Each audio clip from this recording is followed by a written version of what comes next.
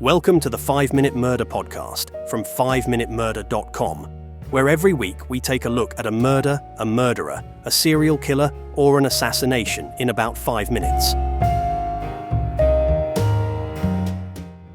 Episode 6. The Murder of Thomas Becket.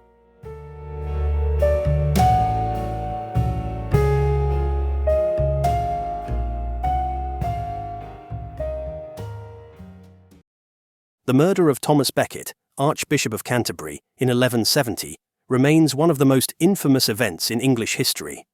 A brutal act of violence that sent shockwaves through the medieval world and profoundly shaped the relationship between the Church and the Crown. Becket's death in Canterbury Cathedral was not just a tragic end to a life devoted to faith and principle, but also a turning point in the power struggle between ecclesiastical and secular authority in England.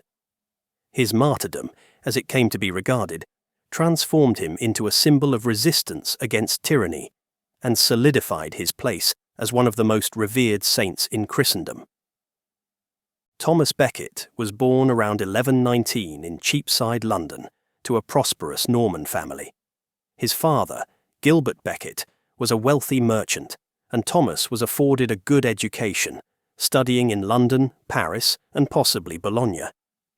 He entered the service of Theobald, Archbishop of Canterbury, who recognized his talents and sent him on missions to Rome and other ecclesiastical centers.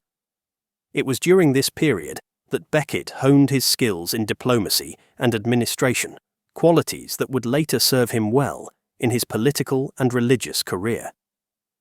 In 1155, Becket's life took a significant turn when King Henry II appointed him as Chancellor of England.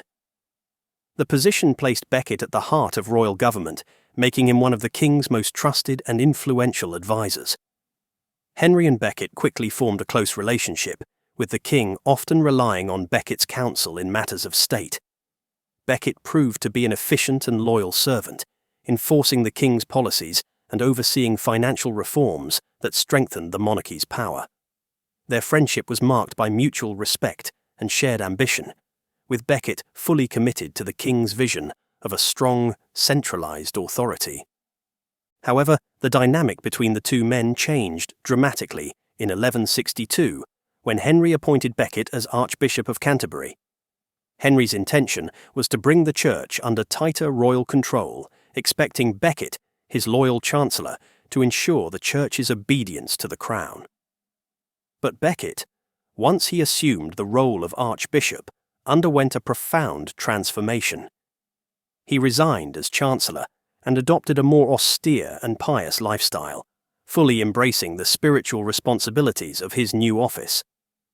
Becket's commitment to the Church's independence from secular authority soon put him at odds with the king. The conflict between Henry II and Thomas Becket came to a head over the issue of criminus clerks, members of the clergy who committed serious crimes. Henry insisted that such clerics should be tried in the royal courts rather than in ecclesiastical courts, where punishments were often more lenient.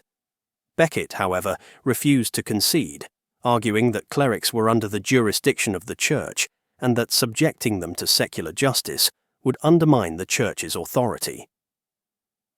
The disagreement escalated into a broader struggle over the rights and privileges of the Church, with Becket fiercely defending its autonomy against what he saw as the king's encroachments. In 1164, the conflict reached a critical point when Henry issued the Constitutions of Clarendon, a set of laws aimed at limiting the Church's powers and bringing it more firmly under royal control. Becket initially agreed to the constitutions under pressure, but later retracted his consent, leading to a breakdown in relations with the king. Facing charges of treason and corruption, Becket fled to France, where he spent 6 years in exile. During this time, he continued to challenge Henry's authority, appealing to the Pope and other European leaders for support. In 1170, a fragile reconciliation was reached, and Becket returned to England, but the underlying tensions remained unresolved. Becket's return was marked by a defiant act. He excommunicated several bishops who had sided with the king, further inflaming Henry's anger. According to historical accounts, It was during a Christmas court in Normandy that Henry, frustrated and enraged by Becket's actions, is said to have uttered the fateful words, "Will no one rid me of this turbulent priest?" Whether these words were meant as an order or an expression of exasperation is unclear, but they set in motion a chain of events that would lead to Becket's death.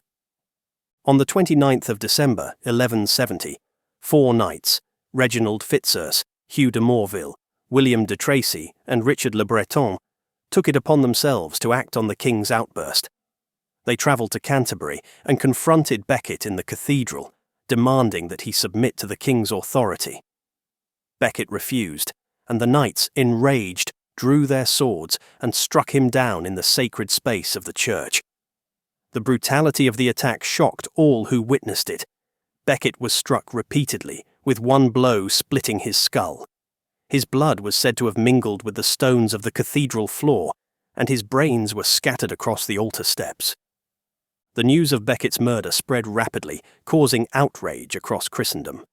The act was widely condemned as sacrilegious, and Becket was immediately hailed as a martyr for the church.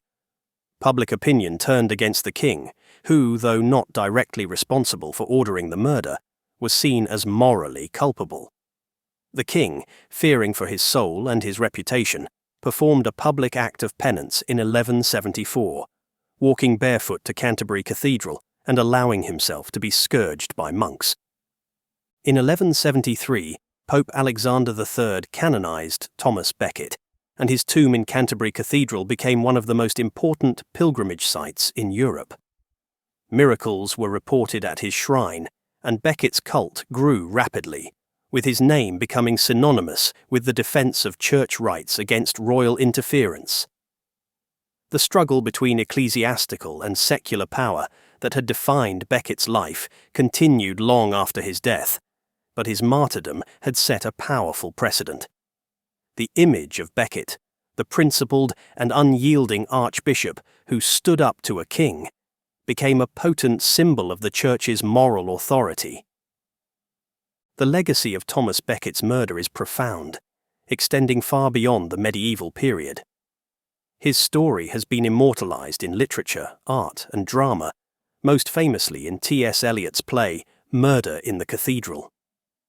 The tension between church and state that his death epitomized continues to resonate in discussions of authority and justice.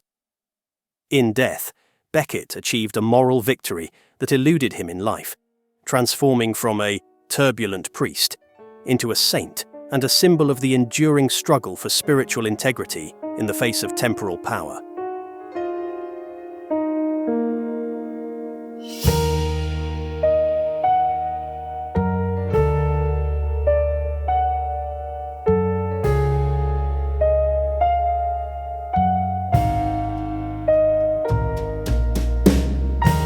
I hope you enjoyed that episode of the 5-Minute Murder podcast from 5minutemurder.com. If you get a chance, please leave a review wherever you get your podcasts, as it will help us to grow. Also, why not check out our other 5-minute podcasts, 5-Minute Biographies, 5-Minute History, and 5-Minute Mysteries. Thanks for listening, and I'll see you next week.